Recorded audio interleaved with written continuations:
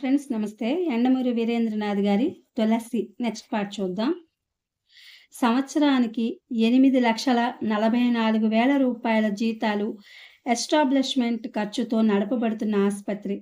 మానసిక రోగాలు, రుగ్మతలు అన్నిటికీ ట్రీట్మెంట్ ఇచ్చి మనుషులతో హేళన చేయబడే ఒకే ఒక రోగం పిచ్చి.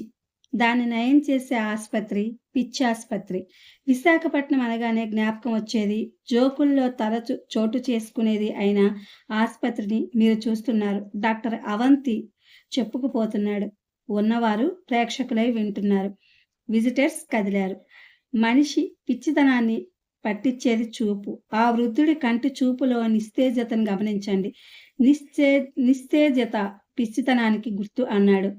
వాళ్లతో పాటు నడుస్తున్న తులసి ఆగింది. గోడ మీద బొగ్గుతో ఇలా వ్రాసి ఉంది: మాండవ్యం తీరం నుండే వెలుగుతున్నది కిరణమణి, కిరణాల గూడిలోన మరపురాని మరువింతలు. 1966లో విప్లవం, సంఘర్షణలో వైశిష్ట్యం. ఆమె ఆగటం చూసి అవంతి అన్నాడు. విప్లవం తాలూకు భావాలు బాగా జీర్ణం చేసుకుంది ఆమె. తరువాత ప్రేమలో పడింది. ప్రియుడు మోసం చేశాడు. దాంతో ఘర్షణ భరించలేక చచ్చిపోయిన హిట్లర్ ఆలోచనలు తన శరీరాన్ని ఆశ్రయించటాన్ని ఆహ్వానించింది. తనే హిట్లర్ అన్న భ్రాంతిలో కాలం గడుపుతూ ఉంటుంది. దాన్ని ఆ అమ్మాయి తాలూకు వాళ్ళు దయ్యం పట్టడం అనుకుని భూత వైద్యుడి దగ్గరికి తీసుకెళ్లారు. అక్కడ దయ్యం నయం కాక ఇక్కడ చేర్పించారు. విప్లవ భావం, ప్రేమ రెండు భిన్న కోణాల్లో అంటున్న అతడి మాటల్ని మధ్యలో ఆపచేసి, అయితే దేవుడు దయ్యం ఇవేమీ లేవంటారా అంది తులసి. లేవు, కొద్దిగా విస్తుపోయి అన్నాడు డాక్టర్. తులసి సంగతి అతడికి తెలుసు. ఆమె ఈ ప్రశ్న వేయడం అతడికి ఆశ్చర్యంగా అనిపించింది. మీరు మూర్ఖులు అంది తులసి.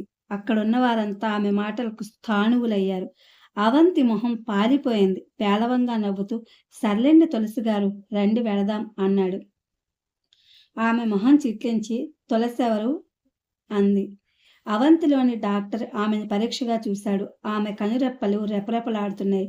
నీ పేరు అని అడిగాడు ఏకవచనంతో. చుట్టూ ఉన్నవాళ్లు భయపడేటంత బిగ్గరగా మగ గొంతుతో నవ్వింది తులసి. ఆమె కంఠంలో అకస్మాత్తుగా వచ్చిన మార్పుకి అందరూ విస్తుపోతుండగా ఆమె అంది, నా పేరా? నవ్వింది మళ్ళీ కాశ్మోరా. దూరం నుంచి సుడిగాలి గిర్రున తిరుగుతూ వస్తోంది. ఆమె కళ్ళల్లో ఆ నిస్తేజమైన చూపు చూసినప్పుడే నాకు అనుమానం వచ్చింది. ఆమె అకస్మాత్తుగా రెచ్చిపోవడంతో ఆ అనుమానం దృఢపడింది. రెచ్చిపోయి కొట్టిందా అడిగాడు జయదేవ్. కొట్టబోతుంటే చుట్టూ ఉన్నవాళ్ళు పట్టుకున్నారు. I'm sorry doctor. అవంతి లేచాడు. ఇట్స్ ఆల్ రైట్, మీకు చెప్పనక్కర్లేదని నాకు తెలుసు, అయినా చెప్తున్నాను. ఇక్కడ ఆసుపత్రిలో చూపించినా సరే, మీతో తీసుకెళ్ళినా సరే. జయదేవ్ మాట్లాడలేదు. షేక్ హ్యాండ్ ఇచ్చాడు. డాక్టర్ గుమ్మం వరకు వెళ్ళి వెనుదిరిగి ప్రొఫెసర్ అన్నాడు. జయదేవ్ ఏమిటన్నట్టు చూశాడు. డాక్టర్ కొద్దిగా తటపటాయించి, కాశ్మీరా అంటే ఏమిటి అని అడిగాడు. పక్కలో బాంబు పడ్డట్టు ఉలిక్కిపడ్డాడు జయదేవ్. కాశ్మోరా. అతడి పెదవులు కంపించినాయి. డాక్టర్ తన జవాబు కోసం ఇంకా ఎదురు చూడడం చూసి తనలో తనే సర్దుకుని, నాకు తెలియదు అన్నాడు. డాక్టర్ వెళ్ళిపోయాడు. వెనకే స్ప్రింగ్ డోర్ మూసుకుపోయింది. రాత్రి 9 అవుతూ ఉండగా పండిత్ శ్రీధర్ ఇల్లు తలుపు తీసుకుని లోపలికి ప్రవేశించాడు. అతడు తన ఇంటిలోనే భోజనం పూర్తి కానిచ్చాడు. అయినా శ్రీధర్ ఇంట్లో పదార్థాలన్నీ తినేవాడిలా చెక్ చేశాడు. తర్వాత బెడ్రూమ్లోకి వచ్చాడు. నిజానికి ఇంట్లో గెస్ట్ రూమ్ ఉంది, కానీ అతడు తులసి వాళ్ళ బెడ్రూమ్లోనే పడుకోదలిచాడు. బెడ్రూమ్లో 2 మంచాలున్నాయి. ఒకటి తులసిది, ఇంకొకటి శారదది. అయితే ఏది ఎవరిదో తెలియదు. అతడు కుడివైపు మంచం మీద పడుకున్నాడు. అది తులసిది. అతడు నిద్రకు ఉపక్రమిస్తుండగా 10 కొట్టింది. తులసి కిటికీ ఊచలు పట్టుకుని నిలబడి దూరంగా సముద్రం వైపు చూస్తోంది. ఎలా ఉంది బేబీ? ఆమె మాట్లాడలేదు, వెనుదిరగలేదు కూడా. అతడు నెమ్మదిగా అన్నాడు, నిన్నోసారి హిప్నాసిస్లోకి తీసుకెళ్లాలనుంది. ఆమె అతడి వైపు అయోమయంగా చూసింది. అతడు దాన్ని పట్టించుకోకుండా ఇలా వచ్చి కూర్చో అని ఆమె కుర్చీలో కూర్చోగానే తల మీద చెయ్యి వేసి, నువ్వు హాయిగా నిద్రపోతున్నావు, నీకు నా మాటలు తప్ప మరేమీ వినిపించడం లేదు, హాయిగా ప్రశాంతంగా అనసాగాడు. తులసి కనురెప్పలు మూతపడసాగాయి. రాత్రి 11 అయింది. అబ్రకదబ్ర భార్య పక్క మీద మెలికలు తిరిగిపోతోంది. పక్కనే అతడు నిలబడి ఉన్నాడు. ఆమె చెయ్యి తన చేతుల్లోకి తీసుకుని, "కొంచెం ఓర్చుకో అమ్మా, తగ్గిపోతుంది" అంటూ ఆమె తల్లి మంచానికి అటుపక్క నిలబడి ఉన్నాడు ఆమె తండ్రి. అందరి మొహాల్లో నిస్సహాయత. అదే సమయానికి ద్వారకా శ్మశానంలో ఆమెపై 6వ అంకం పూర్తి చేసి 7వ అంకంలోకి వెళ్ళాడు. 12 అవుతుండగా పండిత్‌కి మెలకువ వచ్చింది. అతనికి మెలకువ వచ్చేసరికే ఒళ్ళంతా చెమట పట్టింది. ఏదో తెలియని ఉద్వేగం, రక్త ప్రసరణ అకస్మాత్తుగా ఇచ్చినట్టు భావన. అతడు పక్క మీద నుంచి లేవబోతుంటే మళ్ళీ చప్పుడు వినిపించింది. లేచి బయటకు రాబోయాడు. అప్పుడు తిప్పింది కడుపులో. మరు నిమిషం వాంతయింది. 5 నిమిషాల తర్వాత తేరుకున్నాడు. బాగా నీరసంగా ఉంది. కానీ అది కాదు సమస్య. ఏదో జరుగుతోంది.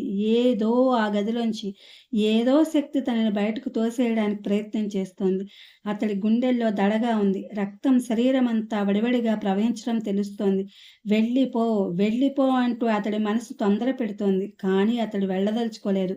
ఆ గది రహస్యం తెలుసుకుని గాని బయటకు పోదలుచుకోలేదు. ముందు తులసి పక్క కింద, మంచం కింద వెతికాడు. ఆ తర్వాత రెండో పక్క అంతా వెతికి చూశాడు. అది వెతుకుతూ ఉండగా రెండోసారి వాంతయింది. అతడు బాగా నీరసపడిపోయాడు. అతి కష్టం మీద టీపై, సోఫాలు జరిపి వెతకగలిగాడు. ఆ తర్వాత డ్రెస్సింగ్ టేబుల్ దగ్గరకు వెళుతుంటే మూడోసారి మళ్ళీ వాంతయింది. దాంతో అతడికి స్పృహ తప్పసాగింది.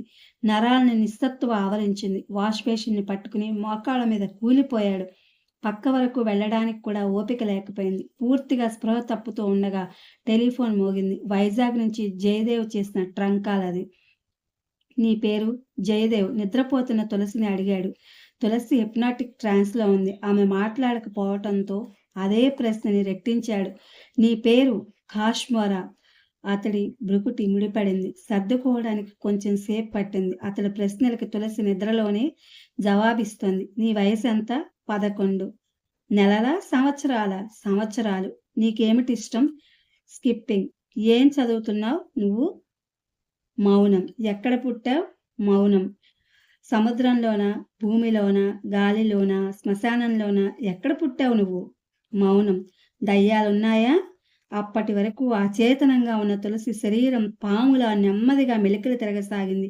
జయదేవ్ అప్రయత్నంగా అడుగు వెనక్కేశాడు. దూరంగా గడియారం 12 కొడుతోంది. బయట సముద్రం మీద చీకటి కాటుకలా పరుచుకుని ఉంది. తులసి నోరు ఎడమ పక్కకి వెళ్ళిపోతోంది. నాలుక బయటకొచ్చింది. కొండ చిలువ తన తోకని తానే పట్టుకోవడానికి ప్రయత్నం చేసినట్టు తులసి తల వెనక్కి వంగుతోంది. వెన్నెముక విరిగిపోతోందా అన్నట్టు వంగి మోకాళ్ళ వెనుక భాగాన్ని చారుకోవడానికి ప్రయత్నం చేస్తోంది. బిగించిన పళ్ళ మధ్య నుంచి భయంకరమైన శబ్దం కిర్రర్రమని బయటకొస్తోంది. జయదేవ్‌కి భయం వేసింది. జీవితంలో మొట్టమొదటిసారి ఆ చీకటి రాత్రి "స్లీప్" అని అరిచాడు. 2 నిమిషాల్లో సబ్జెక్ట్ సర్దుకుంది. జయదేవ్ ఒక నిర్ణయానికొచ్చినట్టు తులసికి పోస్ట్ హిప్నాటిక్ సజెషన్స్ ఇచ్చాడు.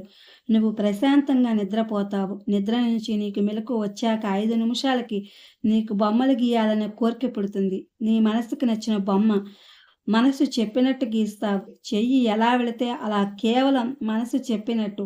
ఆ మాటలు అని అతడు ఆమె పక్క కాగితం, కలము పెట్టి తన గదిలోకొచ్చేశాడు. కిటికీ దగ్గర నిలబడి సముద్రాన్ని చూస్తుంటే కెరటాల్లాంటి ఆలోచనలు మనసులో. దీనికంతటికీ కారణం శ్రీనివాస్ పిళ్ళై అనుకుంటే తన తులసిని ఎవరికీ తెలియని ప్రదేశానికి తీసుకొచ్చాడు కదా! అయినా ఇలానే ప్రవర్తిస్తుందేమిటి? కాశ్మోరా నిజంగా ఉందా? ఆ విషయం తెలియకపోయినా బావుండు. తను నమ్మిన విషయాన్ని చెప్పి తనని ఇరకాటంలో పడేశాడు శ్రీనివాస్ పిళ్ళై.